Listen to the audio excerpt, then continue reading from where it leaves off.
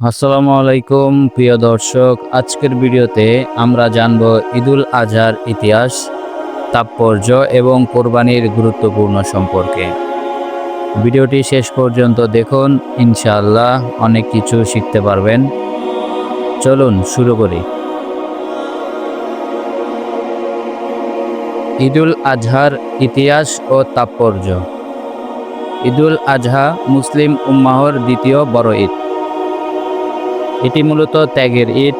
হযরত ইব্রাহিম আলাইহিসসালাম এর ত্যাগের স্মরণে পালিত হয়। আল্লাহর সন্তুষ্টির জন্য প্রিয় জিনিস কোরবানি করা, এই শিক্ষাই ঈদুল আজহার মূল শিক্ষা। কোরবানির গুরুত্ব ও ফজিলত। কোরবানি করা মোস্তাহাব, অত্যন্ত পছন্দনীয় আমল, যা সাহাবাদের যুগ থেকে চলে আসছে। কোরবানির মাধ্যমে আমরা তাকওয়া অর্জন করি, আল্লাহর প্রতি আনুগত্য প্রকাশ করি। কোরআনের আয়াত: তোমাদের কোরবানির গোশত বা রক্ত আল্লাহর কাছে পৌঁছায় না, বরং তোমাদের তাকওয়া পৌঁছায়। ঈদের দিন কি করতে হবে?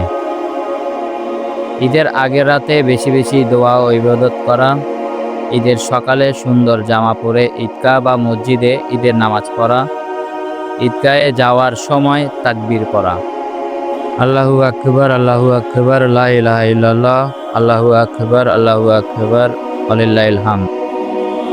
কোরবানির পর মাংস 3 ভাগ করা: 1 ভাগ নিজের, 1 ভাগ আত্মীয়দের, 1 ভাগ গরিবদের মধ্যে বিতরণ করা।